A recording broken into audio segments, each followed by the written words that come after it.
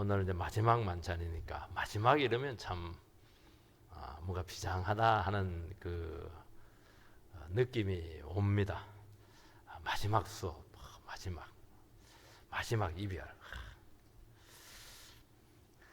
사람들은 이 특별한 이 순간을 특별한 식사로 이 기념을 많이 합니다.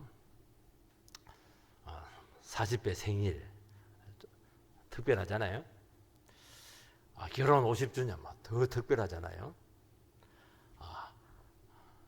60회 회갑년 연자를 꼭 붙입니다.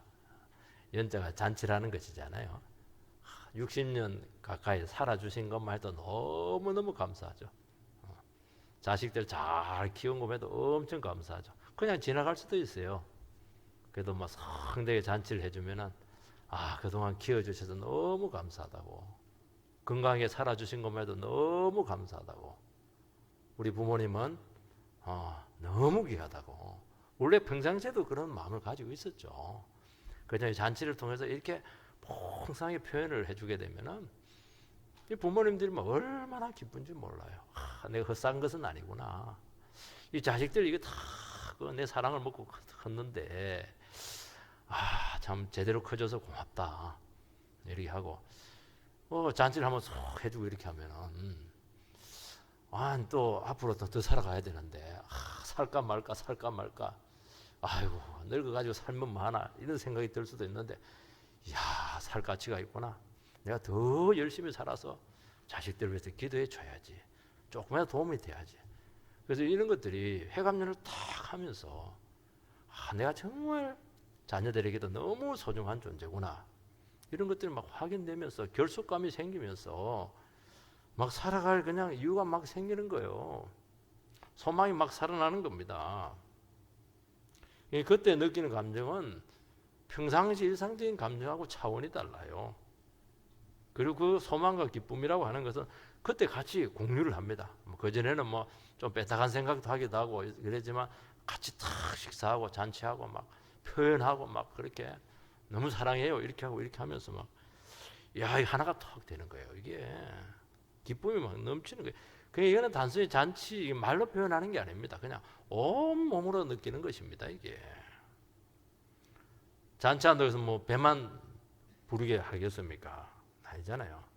그러면서 뭔가 평상시에는 이루어지지 않았던 아주 놀라운 변화들이 나타나요. 그리고 사랑이 더 진해지고 이렇게 되는 겁니다. 그리고 그때 같이 이제 잔치에 참석하고 식사에 같이 참석했던 그 구성원들, 가족들, 가까운 지인들이잖아요. 잊을 수가 없어요. 그 식사는. 왜냐하면 너무 특별한 일이 났거든요. 잊을 수가 없는 거예요. 잊을 수 없는 식사예요. 그거는 잊을 수 없는 식사예요. 그래서 하나님께서는 그 이스라엘 백성들이 그 절기를 이렇게 지키게 할 때 꼭 중심이 그 식사입니다. 식사. 기독교는 식사가 참 중요해요. 우리 교회도 코로나 때문에 지금 식사를 못 하고 있는데 식사를 해야 돼요. 저는 교회는 두 가지 공동체라고 생각을 합니다. 예배를 통해서 말씀 공동체예요. 그리고 또 하나는 밥상 공동체입니다. 같이 먹어야 돼요. 먹으면서 같이 이야기하고 그렇게 해야 되는 거예요. 두 가지가 살아나야 되는 거예요. 지금 코로나 때문에 하나밖에 없어요. 머리만 반뜩 크고 배가 또 돼야 되는데 좀 그런 한계가 있는 줄 믿습니다. 특히 유월절은 식사가 어마어마하게 중요합니다. 이스라엘 백성들은 집안에서 식구들이 어린 양 잡아서 피 흘리고 그 고기를 먹는데 비스듬하게 45도 각도로 누워서 먹습니다. 좀 건방져 보이잖아요. 이렇게 누워서 이렇게 먹는 게. 그러면서 이제 하나님께서 주신 구원들, 해방 이야기들, 바로 그건 못된 놈이야 욕도 하고 이러면서 이야기를 막 나누는데, 그런 이야기를 나눌 수 있는 게 뭐죠? 자유를 얻었기 때문이에요. 자유 잘하는 거예요. 종들은 절대로 이렇게 못 누워요. 맞습니다. 그렇게 하면은 종이니까, 자유가 없으니까. 우리는 얼마나 옆으로 이렇게 할 수 있는 거예요. 이게. 그래서 이것은 종교적인 행위입니다. 쓴 나물 먹으면서 그 애굽의 그 고통을 기억하자. 그리고 누룩 없는 떡 무교병 먹으면서 딱딱한 떡을 먹으면서 우리 그때 고생한 거 기억하자. 그렇게 하면서 종교적인 행위죠. 그런데 그 당시 이스라엘 백성들은 나라를 잃어버렸기 때문에 해방이 없어요. 식민지입니다. 그러면서 우리는 지금 외국의 지배를 받고 있지만은 우리는 하나님의 백성이다. 우리는 해방된 하나님의 백성이라는 것을 유월절을 지키면서 막 확인하는 거예요. 이거는 이게 정치적인 행위예요. 이거는. 그러면서 자기 자신의 정체성이 하나가 딱 되게 되고 하나님께 우리 더 충성하단 말이죠. 우리가 왜 나라를 잃어버렸냐? 이 나라가 왜 이렇게 힘드냐? 혼란스러우냐? 이거는 우리 예수 믿는 사람들이 제대로 믿지 못했기 때문이야. 우리 반성하자고. 그리고 그러면서 막 우리 더 믿음을 가지자고, 소망을 가지자고. 그래도 하나님께서 우리나라를 지켜주셔. 이스라엘 지켜줘. 이 한반도를 지켜줄 거야. 격려하고. 그러면서 막 회복이 되는 겁니다. 사실은 이게 예배잖아요. 예배 때마다 이게 막 예배는 잔치예요, 잔치. 잔치는 먹을 게 있어야 돼요. 먹을 거 없으면 안 돼요. 먹을 게 말씀이잖아요. 막 말씀 먹고 막 그냥 기쁨을 누리고 막 회복되고 막 굉장히 축제죠. 여러분들의 예배들이 올 때는 잔치집에 오는 것처럼 그렇게 오시기 바랍니다. 주님께서는 이번 6월절 식사를 너무 특별하게 생각을 하시고, 왜냐하면 지상에서 마지막 식사니까. 그래서 특별히 준비를 시키는 겁니다. 방해받지 않도록. 식사는 방해받으면 안 돼요. 전화도 자꾸 그러면 안 돼요.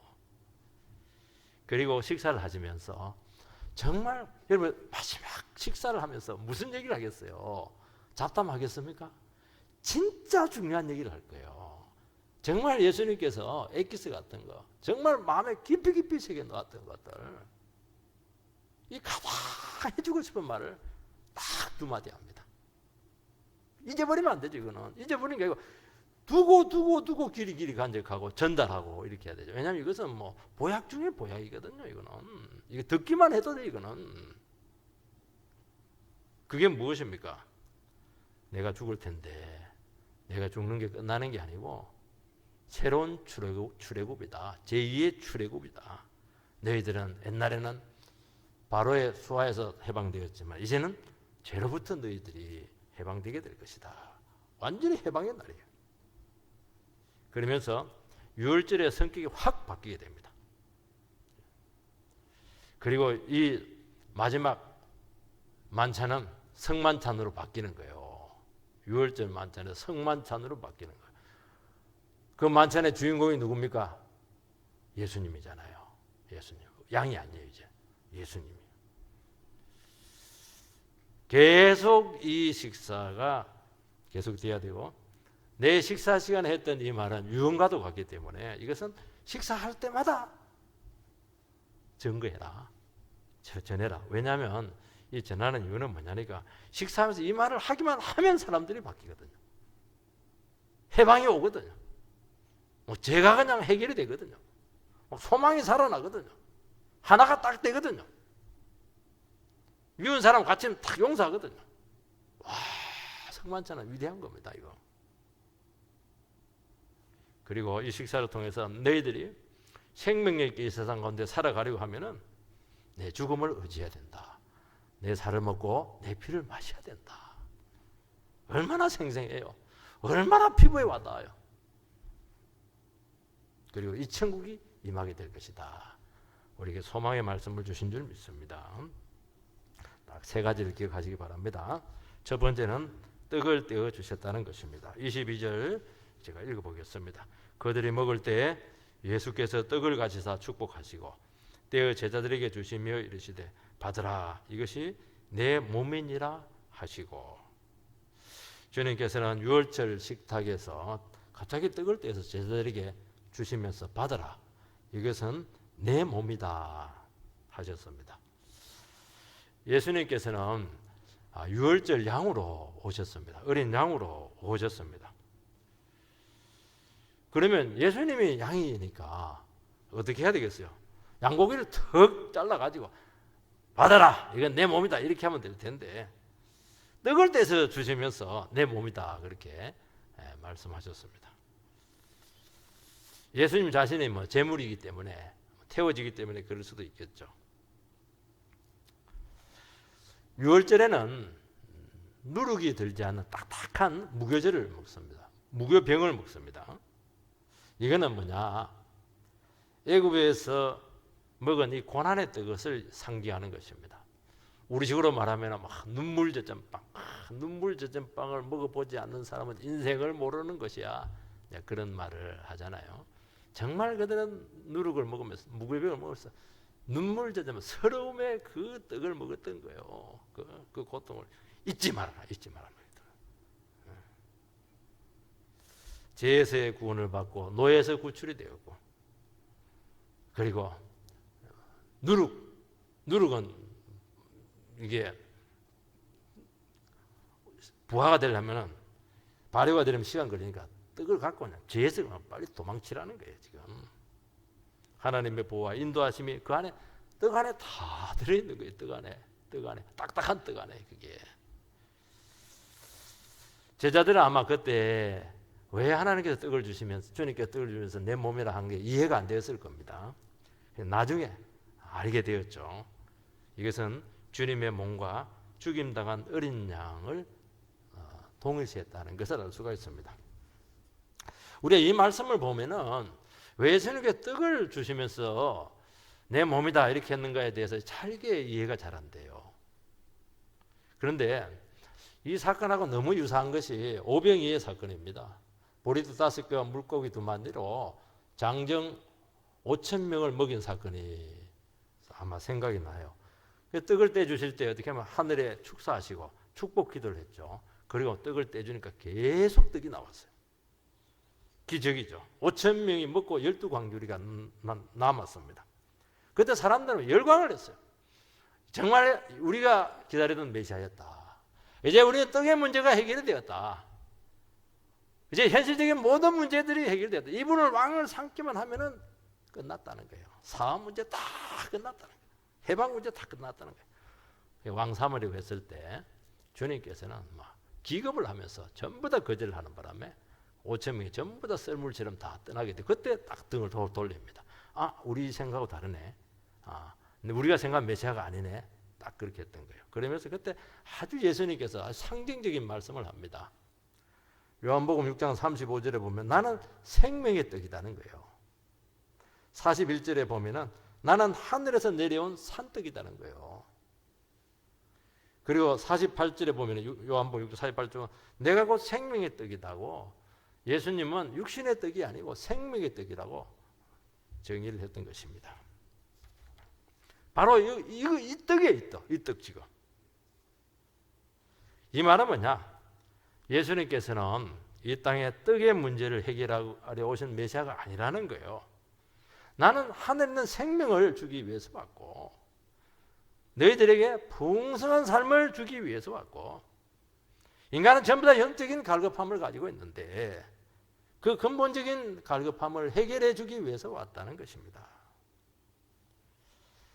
여러분, 이 세상에 있는 양식은 늘 우리를 허기지게 해요. 그러나 생명의 떡은 영원히 줄이지 않고 목마르지 않게 될 것이라고 말씀을 했습니다. 여러분, 이 땅에 있는 떡은 잠시 만족을 줘요. 조금 행복을 줘요. 진정한 행복이 되지 못해요. 육신의 배만 채울 뿐이죠. 아무리 먹어도 또 배고프고, 아무리 잘 먹어도 죽어야 돼요.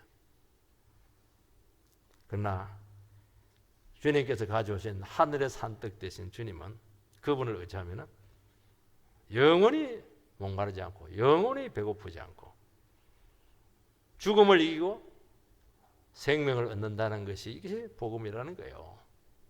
나는 이걸 주기 위해서 왔지 시시하게 세상 문제 해결해 주러 온 것이 아니라는 거예요.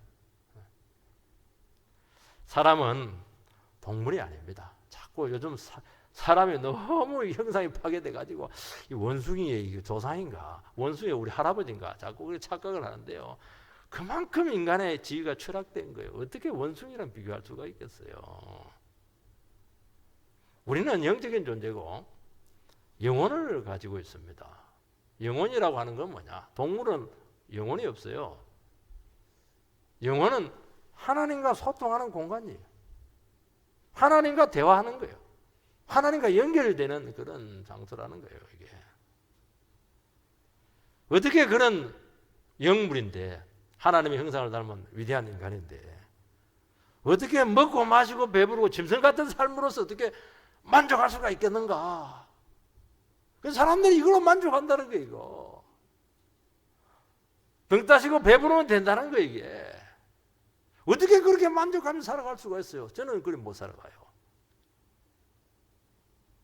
사업이 잘 되고 원하는 공부 실컷 하고 사랑하는 그대, 이상적인 그대와 멋진 결혼한들 문제가 해결될 것 같습니까? 같죠? 그럼 굉장히 행복할 것 같죠? 해보세요. 착각입니다. 그거. 해결될 것 같은 것은 착각이에요. 착각. 위대한 착각이에요. 사람들이 착각에 빠져가지고, 거기에 착각은 자유지만은 빨리 버려야 돼. 이거는 버릴수록 좋은 거예요. 이거.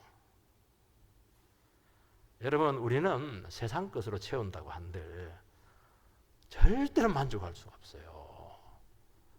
절대로 우리는 그거 가지고 못 살아가요. 못 사는 거예요. 쏟고 있는 거예요. 지금 그것만 자꾸 채우려고 하면 점점 더 갈급해질 거예요. 콜라 아무리 마셔도 그거 더 목마르잖아요. 그때만 입에 달 뿐이죠. 시원할 뿐이죠. 왜냐하면 이것이 전부가 아니기 때문이라고 말씀하고 있는 거예요. 여러분, 새로운 것은 하늘에서 내려오신 산뜻 되시는 주님만이 주실 수가 있습니다. 주님께서는 이 땅에 오실 때 하늘의 것을 가지고 왔어요. 여러분, 하늘에 무한한 자원이 있잖아요. 하나님의 천국에 무지무지한 자원이 있잖아요. 지금 우리가 누리고 있는 은혜들, 이런 것들은 정말 맛보기입니다. 이거 이마트 가면 그 시식 코너 있잖아요. 맛보기예요. 어마어마한 게 맛보기만 하면 엄청난데, 그것을 예수님께서 그 몸에 다 싸가지고 이 땅에 가져오신 거예요. 그걸 어떻게 내 것을 만드냐? 예수님 만나면 돼요. 교제하면 돼요. 대화하면 돼요. 그러면 교제하면 은혜와 진리가 충만하더라. 요한복음 주제잖아요. 영생이잖아요. 이게. 이 어마어마한 축복이 많은데 무슨 소용이 있어요? 우리가 받을 준비가 안 되는데, 죄인들인데. 그래서 그 몸으로 십자가에 찢겨 죽으심으로써 우리의 죄를 용서하시고, 그를 믿는 자들에게 죄 용서를 선포하시고, 그때부터 천국에 있는 어마어마한 자원과 생명과 축복을 우리에게 무진장 공급받으면서 살아갈 수 있는 길을 터놓았다는 것입니다. 이것이 주님께서 오늘 이것은 내 몸이니 받아 먹어라, 그렇게 하는 거예요. 여러분, 받아 먹으시기 바랍니다. 주님을 받아 먹으세요. 어거저거저 씹어 먹으세요. 그냥. 여러분, 얼마나 속이 타요? 얼마나 인생이 갈급해요? 돈을 산더미처럼 쌓아놓은들 만족이 되겠어요? 없을 때는 어마어마한 것 같아요. 있어는 그냥 너무 많으면 종이 쪼가기예요. 그것도 아니에요. 정말 맹수들이 그냥 배가 일주일 굶어가지고 막 사력을 다 해가지고 그냥 먹을 거면 먹고 나서 막 헐떡거리면서 막 피를 빨아먹듯이 그렇게 빨아먹으라는 거예요. 예수를. 여러분, 어떤 인생도 세상 것으로 만족할 수가 없어요. 만족한다는 것은 이것은 뭐 잘못된 거예요. 뭐 좋은 옷을 산들, 좋은 차를 타고 다 다닌들, 저는 그걸 부정하지 않아요. 저는 우리 성도들께서 전부 다 이렇게 되기를 진심으로 축복합니다. 사람을 일서 바꾸고 본들, 그것도 한 인생이 똑같아. 길은 똑같아요. 하나도 안 달라요. 성공도 지위도 유명세도 결국 육신의 떡이고 영적인 체험을 주지 않습니다. 제가 정말 이것이 의미가 있었다면 저 목회 안 해요. 정말 나 이걸 했을 겁니다. 목회보다도 예수 안 믿었을 거예요.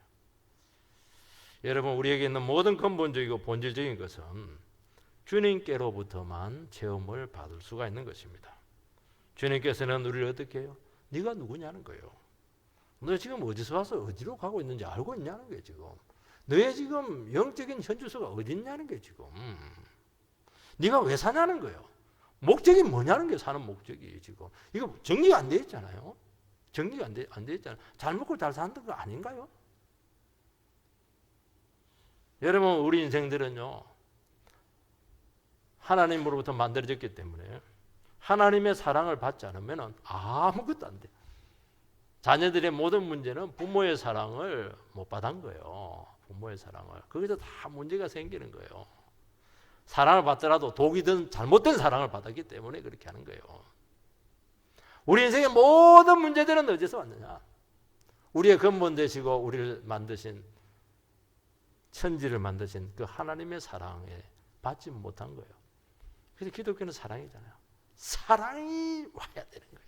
사랑을 못 받으니까 그렇게 고민이 많고 그렇게 비뚤어져 있고 그렇게 메마르고 살아가야 되는 이유도 모르고 자살할까 죽을까 막 그냥 우울증에 빠지고 그렇게 되는 거예요. 그 이유가 뭐죠? 하나님 사랑을 못 받아서 그런 거예요. 주님께서는 내 몸을 먹으라는 거예요. 몸 다 줄게. 나 다 줄게. 이게 사랑이잖아요. 사랑을 받아 먹으라는 거예요. 그러면 너에게 있는 모든 문제들이 전부 다 풀리게 될 것이라고 말씀하는 것입니다. 두 번째는 먹고 마시라는 것입니다. 22절 떡을 떼어 주시며 받아 먹어라. 23절 또 잔을 가지사 감사 기도하시고 그들에게 주시니 다 이를 마시며 제자들은 떡을 받아 먹습니다. 잔을 받아 마십니다. 떡을 먹고 잔을 받아 마셨어요. 뭐 일반 식사와 뭐가 다르겠습니까? 말을 해요. 말이 굉장히 중요한 거예요. 실제로 주님의 몸을 먹고 피를 마시는 것은 아닙니다. 이 말은 그분을 믿고 의지하고 섬기면서 살아가라는 것을 이야기하는 것입니다.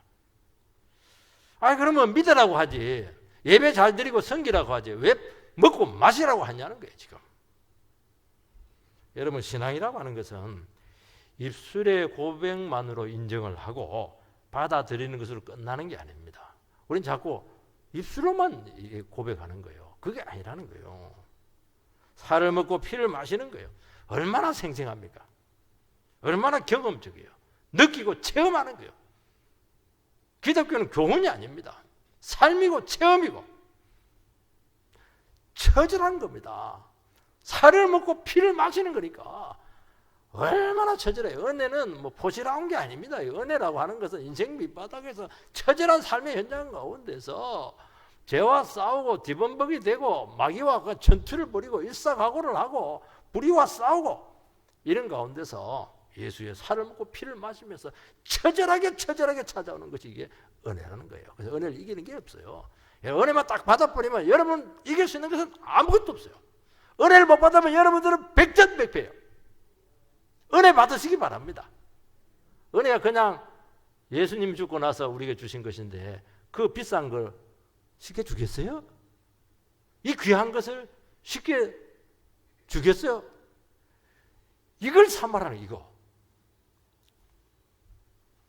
여러분 씻고 먹고 넘기면 소화가 되어서 살이 되고 피가 됩니다. 잔도 마시면 이게 에너지가 됩니다. 그것은 주님의 십자가 구속의 은혜에 동참하는 것입니다. 우리가 예수를 믿고 구주로 영접할 때 그분이 우리에게 찾아오십니다. 우리 안에서 그분이 살아계십니다. 그분이 우리의 전 삶을 이끌어 가십니다. 날마다 새로운 생명을 주실 줄 믿습니다. 어제 받은 생명 아니에요. 오늘 다시 새로운 생명 받으시기 바랍니다. 주일날은 큰 생명 받는 거예요. 이게 진리를 깨닫게 해서 헛된 인생 살아가지 않도록 하신다는 것입니다. 우리는 대단한 기질을 가지고 있고 여전히 죄와 싸우고 있는데 이겨야 하신다는 것입니다. 주님께서는 뭐라고 했습니까? 내가 저 안에 저가 내 안에 있으면 기도한 대로 전부 다 해주겠다 그렇게 말씀을 했습니다. 니캉 냉캉 막 네 안에 내 안에 있다 막 최고로 가까운 거 연합이잖아요. 연합. 나랑 붙어 있으라. 딱 붙어 있기만 하면 다 된다. 기도한 거 전부 다 된다는 거예요. 이런 부부가 결혼하면 한 몸이 되는 겁니다. 몸이 하나가 되면 다 하나가 되는 겁니다. 몸이 딱 붙어버리면 다 하나가 되는 거예요. 정신적인, 사상적인, 영적인, 육체적인 이 결합이 일어나는 것입니다. 예수 믿는 것은 뭐냐? 신랑 대신 예수님하고 결혼하는 거예요. 결혼하는 겁니다. 우리는 뭐 신앙을 받아들이고 예수님을 인정하고 뭐 그 정도로 생각하는데 아니에요. 그분하고 하나가 되어서 그분이 우리 안에서 살아서 막 역사하는 것입니다.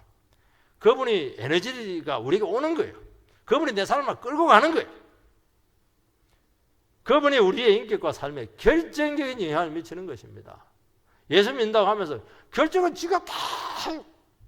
예수 믿는다고 하면서 지가 인생 전부 다 그냥 뜻대로 해요. 그거는 결혼 안 했을 가능성이 많은 거. 절대로 그럴 수가 없어요. 누가 힘이 셉니까? 내가 힘이 셉니까?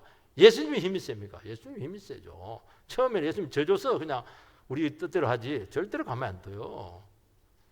결국에는 우리를 뭐 설득하든지 뭐 좌절시키더라도 결국 주의 뜻대로 우리의 삶을 이끌어 가신다는 거예요.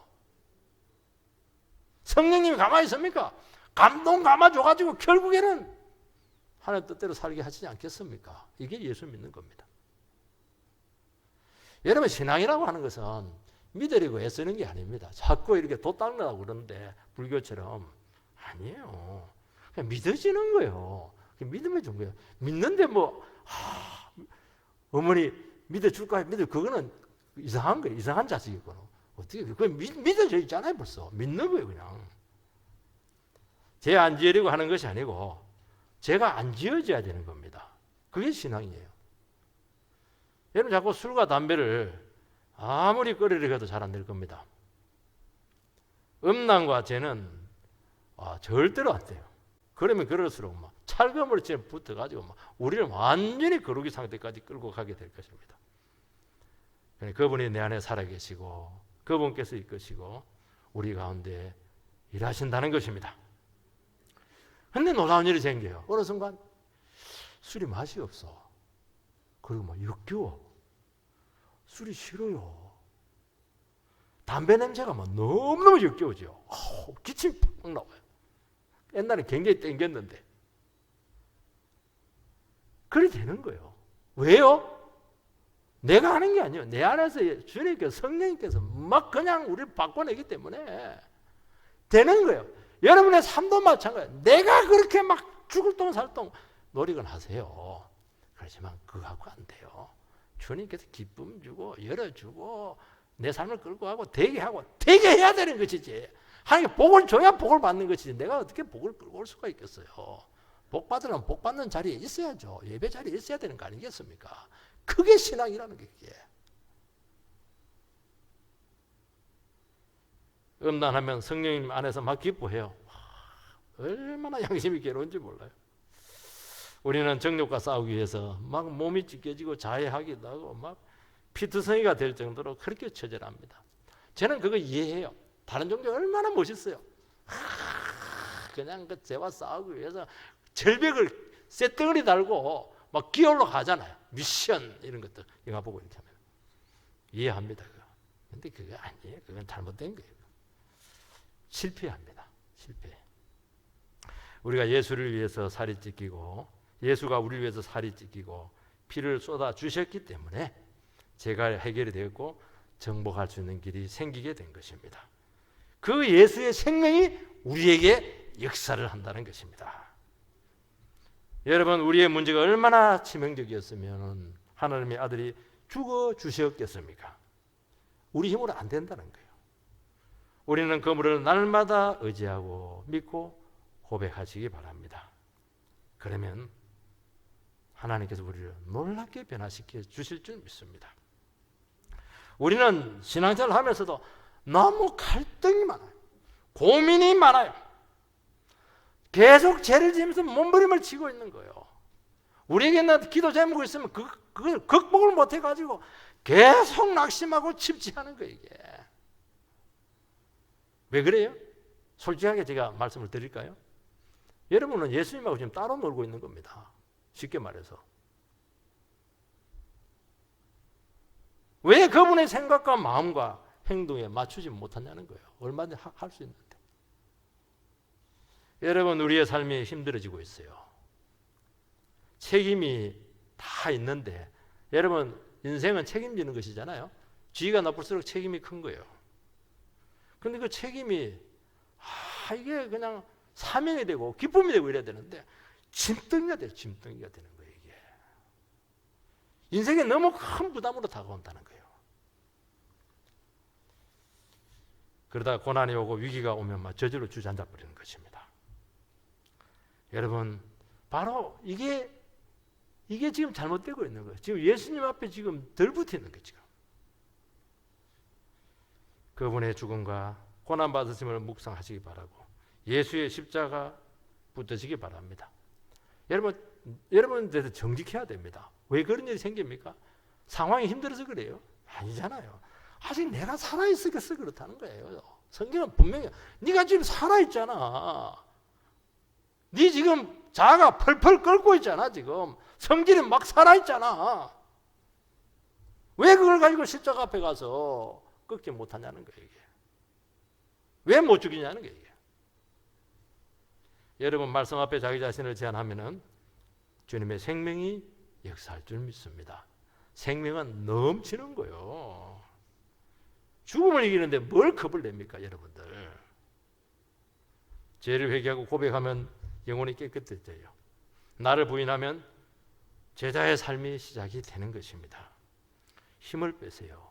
힘을 빼면 뺄수록 주님의 능력으로 입혀지게 될 줄 믿습니다. 주님 바라보세요. 임재를 체험하게 될 줄 믿습니다. 그때 삶의 방향이 생기는 것이고 내가 왜 살아가야 되는가 목적이 살아나게 될 것이고 삶의 동력이 막 생기는 겁니다. 왜 살아가야 되는지 모르겠어요. 못 죽어서 살아가는 겁니다. 잘하는 말입니까 그게? 그게 바로 침체된 것이고 그게 지금 주님하고 지금 따로 놀고 있는 거예요. 우리 식으로 표현하면은. 세 번째는 언약의 피라고 말씀하고 있습니다. 24절. 이르시되 이것은 많은 사람을 위하여 흘리는 나의 피 곧 언약의 피니라. 예수님께서는 잔을 주시면서 이것은 많은 사람을 위해서 흘리는 나의 피라고 굳이 설명을 달고 있습니다. 이 설명을 다는 것은 대단히 중요한 거예요. 여러분, 마지막 만찬이 일반 식사가 될 수도 있는 거예요. 아니면 세상 그 잔치가 돼서 해감연처럼 그렇게 될 수가 있어요. 아니면 너무 분위기 잡아가지고 마술적인 그런 식사가 될 수도 있는데 주님께서는 그 식사 시간에 아주 중요한 멘트를 한 거예요. 요 멘트가 핵심이에요. 그 식사는 요 멘트라는 거예요. 언약의 피라고 설명을 합니다. 하나님과 언약을 맺을 때 짐승의 피를 뿌려서 언약이 체결된 것을 확증하잖아요. 언약이라고 하는 것은 뭐냐? 계약은 동등 계약입니다. 전세 계약처럼 동등 계약이에요. 언약은 주종 간의 계약이에요. 형님과 동생의 계약이고 중국하고 우리나라 옛날에 사대부처럼 그 계약이고 하나님하고 인간하고 맺는 계약이 그 동등 계약이 아니에요. 동등 계약이 아니면 어떻게 되느냐? 하부에 있는 계약자는 그 상부에 있는 계약자에게 복종을 해야 돼요. 그러면 상부에 있는 그 계약자는 하부에 있는 모든 삶을 책임을 지는 겁니다. 그게 주종 간의 계약이에요. 그래서 아버지와 아들과의 계약인 거예요. 임금과 백성 간의 계약인 거예요. 그것을 언약이라고 하는 겁니다. 그리고 그 언약을 어기면은 생명으로 대신해야 됩니다. 자기가 짐승처럼 피를 쏟아야 되는 거예요. 출애굽기 24장 8절 말씀을 띄워주시기 바랍니다. 같이 읽겠습니다. 시작. 모세가 그 피를 가지고 백성에게 뿌리며 이르되 이는 여호와께서 이 모든 말씀에 대하여 너희와 세우신 언약의 피니라.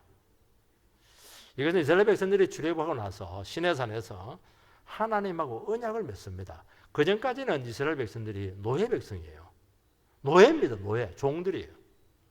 시내산에서 모세 율법을 딱 받아와서 그래서 짐승을 잡고 하나님하고 그 계약을 맺습니다. 그것이 유명한 모세 언약, 시내산 언약. 이거는 뭐 몰라도 되는데 듣기만 하시기 바랍니다. 그때 율법을 막 낭독을 해요. 십계명부터 쫙 낭독을 해요. 그게 언약의 내용입니다.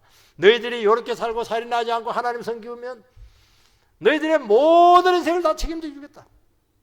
죽음까지도 이기게 하고 영원히 축복의 땅에서 너희들을 축복해 주겠다. 어느 나라도 너희들을 침략하지 못한다. 모든 그 축복의 약속이 다 들어 있습니다. 근데 이걸 지키지 못하면은 너희들이 짐승처럼 쪼개져야 된다. 피를 뿌려서 언약을 체결을 하게 되는 것입니다. 문제가 생겼어요. 그 짐승의 피는 불완전합니다. 양피는 좀 불완전해요. 그래서 결국에는 이스라엘 백성들의 언약 내용인 율법을 지키지 못해서 심판의 저주를 받고 끝나는 것이 구약 이스라엘의 역사예요. 그런데 오늘 말씀하고 있는 예수의 십자가 피는 이분은 완전한 대속 제물이 되셨다는 것입니다.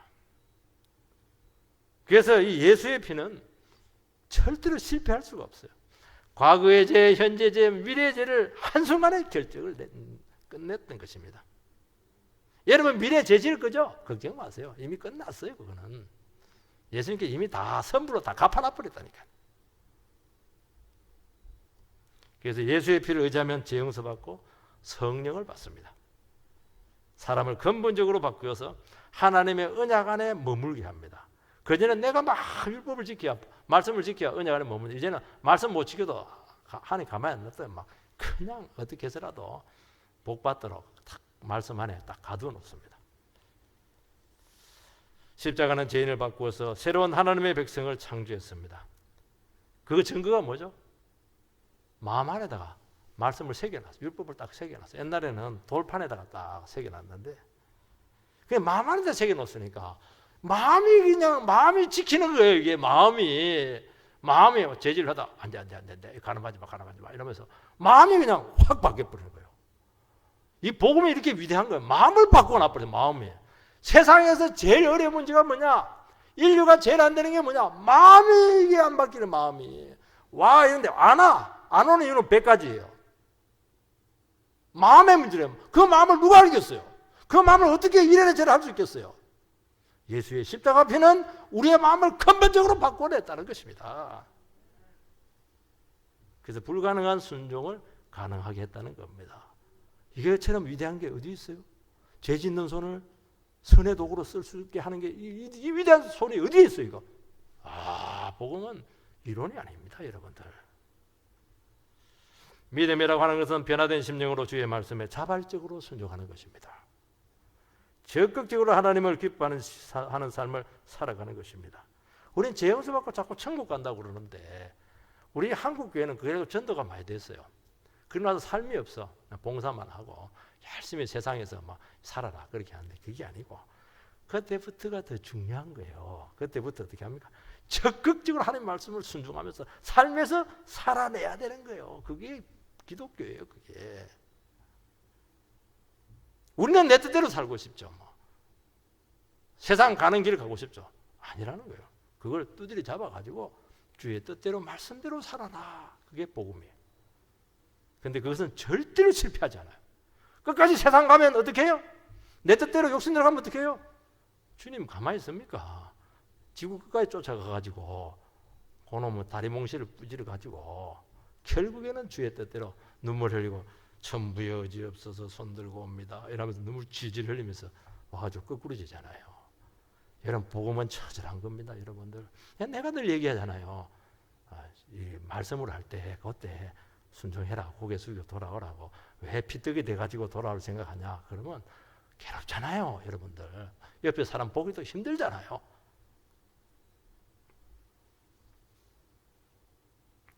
여러분 구원은 죄 용서받고 내 마음대로 살아가는 것이 아니에요. 말씀 따라 사는 것이에요. 성령의 인도를 받는 거예요. 이게 십자가가 해줬다는 거예요. 얼마나 위대해요. 아무 자격이 없는 이 죄인에게 은혜를 주시고 그 은혜 가운데 은혜로 우리를 끊고 절제하게 하는 것입니다. 윽박지르잖아요. 자꾸 설득해. 그렇게 살면 되겠냐? 하나님 말씀대로 살아봐. 이 복인데. 고만 됐다. 그 정도만 네 예미기도 됐잖아. 얼마든지 고통당했잖아. 왜 또 그렇게 살라고 그래? 그래서 내가 죽어줬잖아. 내 한번 믿어봐. 그게 복음이야. 그게 은혜라는 거예요. 우리 같으면 어떻게 하겠어요? 몇 번 말아도 안 되면 막 이럴 텐데 주님은 그렇게 하지 않으셨어요. 아들을 주기까지 우리를 사랑하셔서 우리를 정말 자발적으로 인격적으로 반응하도록 그렇게 우리를 인도하셨다는 것입니다. 여러분 꺾으세요. 고개를 숙이세요. 무릎을 꿇으세요. 뭐가 어려워요? 돈 듭니까 그게? 자존심만 내려놓으면 될 텐데 그 자존심은 똥 같은 자존심을 하잖아요. 똥은 빨리 치워버려야 돼요. 우리는 다 내 마음대로 살고 싶은 욕구가 철철 넘쳐요. 그게 뭐죠? 그게 인생을 낭비하는 것이고 그게 인생을 방어하는 것이고 그렇게 한다고 결론이 날 것 같습니까? 답이 올 것 같아요? 그렇게 해보세요. 그거 얻고 더 고민이 많아질 겁니다. 그 고민을 십자가에 가지고 와서 결론을 내리고 이제는 새 출발하시기를 바랍니다. 여러분 우리의 모든 인생의 고민과 방황은 절대로 다른 걸로 끝나지 않아요. 오직 십자가 앞에서만 끝나는 것입니다. 여러분 인생이 막혀있죠? 왜 막혀 있습니까? 힘이 없어요? 돈이 없어요? 못 배웠어요? 아니에요. 십자가 앞에 안 왔기 때문에 열리지 않는 거예요. 둘러서 오든지 돌아서 오든지 가로질러 오든지 비틀거리면서 오든지 어찌하든지 돌아와서 십자가 앞에 자기 자신을 내려놓으시기를 바랍니다. 여러분 십자가 엄청난 성도의 삶의 출발점이요 결론이에요. 구원의 은혜에 감격해서 살아가는 것입니다. 우리는 우리 자신의 문제로 끊임없이 고민하고 지금 갈등하고 있어요. 지금 나 예배를 드리고 있지만 머리는 그냥 내 문제라고 계속 그냥 돌 거예요. 설교 언제 끝나나 아마 그래 할지도 모르겠어요. 여러분 원하는 것 가지고 내 문제 지금 당장 있는 거 잠시 해결되고 안정된 직장 가지고 진로가 확정된다고 해서 고민이 끝날 것 같으면 더 고민이 많아질 거예요. 예수 십자가 앞에 나와서 여러분의 삶을 이제 정리하시기 바랍니다. 그러면 성령님께서 역사하시고 나의 뜻과 욕망은 눈 녹듯이 사라지게 되고 그분의 뜻만 드러나게 되고 그때부터 능력 있는 위대한 가치 있는 삶이 시작이 될 줄 믿습니다. 여러분의 기질이 얼마나 대단해요. 정말 대단합니다. 굳세어라 검소나 저리 가라. 그것 때문에 복을 다 받고 있잖아. 그 기질 그거. 여러분을 부인하시고 그렇게 할 때 깨끗하게 될 줄 믿습니다. 그 영혼을 끝까지 지키시고 계속 은혜를 주실 줄 믿고 주님께 말씀했습니다. 나의 피는 많은 사람을 위하여 흘리는 바 나의 피 곧 언약의 피니라. 많은 사람이지만은 모든 사람은 아니에요. 십자가 앞에 나와서 나의 죄를 고백한 그 사람, 그 영혼들을 위해서 내가 그 귀한 피를 흘려줬다고 말씀하고 있는데 우리 성도님들께서 그 귀한 피를 낭비했어야 되겠어요? 그 피를 소홀히 했어야 되겠어요? 그 피 가운데 살아가게 되기를 주의 이름으로 축원드립니다.